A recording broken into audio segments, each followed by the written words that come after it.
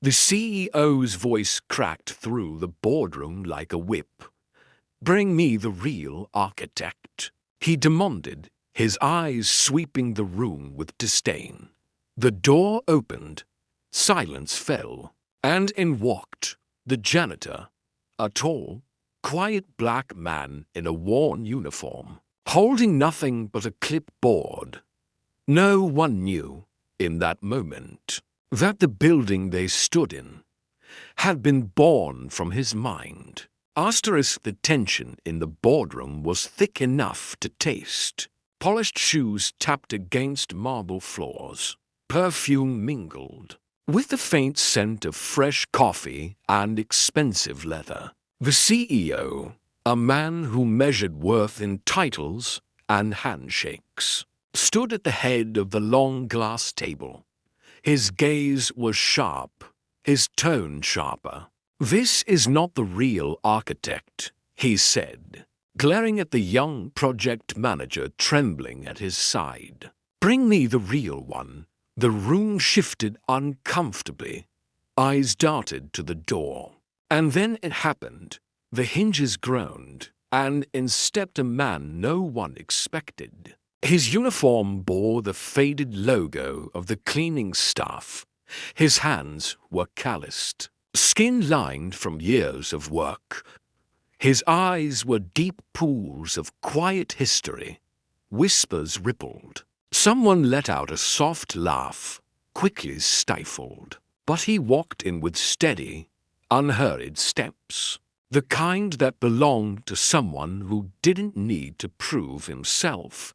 His name was Samuel Carter. Few here knew his story.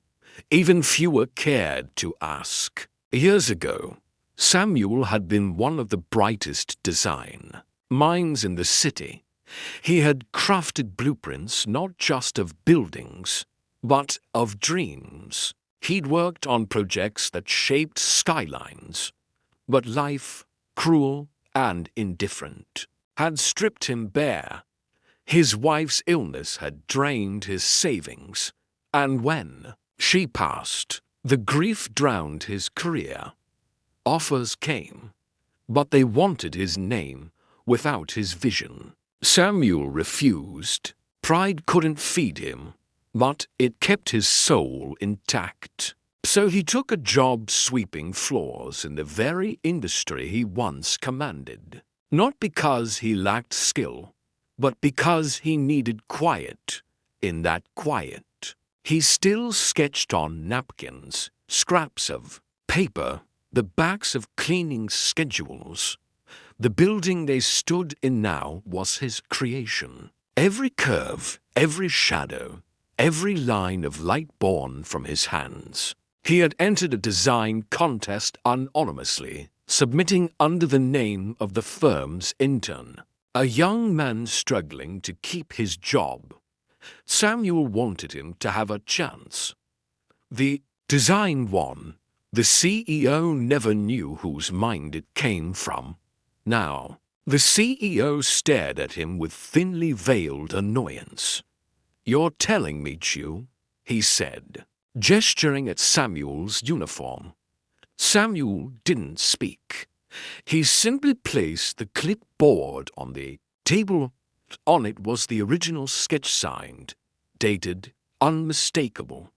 The silence in the room deepened. A few executives shifted uncomfortably, realizing they'd once walked past this man without a glance. "Dignity doesn't wear a suit," Samuel finally said, his voice calm but heavy with meaning. "It lives in the work you do, not the title you carry." The CEO's face hardened, but his eyes betrayed something: respect, perhaps, or the sting of shame. The younger employees leaned forward, captivated. "Greatness doesn't always walk through the front door," Samuel added. "Sometimes it's been here the whole time, sweeping your floors." The power in the room shifted, not because Samuel raised his voice, but because he didn't need to. His presence was unshakable, his words undeniable. By the end of the meeting, the CEO extended his hand not in charity, but in recognition. Samuel shook it, firm and steady. Outside, word spread. Employees from every floor gathered, not with applause, but with something deeper, a silent, standing respect. Samuel returned to his duties that day, not because he was still the janitor, but because humility was his armor. The building remained his, though his name never appeared in gold letters. And perhaps that was the truest victory. Respect isn't earned by the title you wear, he would later say, when asked about that day. It's earned by the truth you carry when no one's looking. Asterisk stories like Samuel's remind us that the people we overlook often hold the greatest strength, the deepest wisdom, and the quietest victories. Sometimes the real architects of change are the ones we pass by without seeing.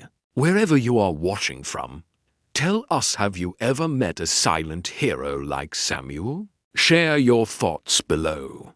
And subscribe for more true stories that honor the ones who walk quietly but leave lasting marks.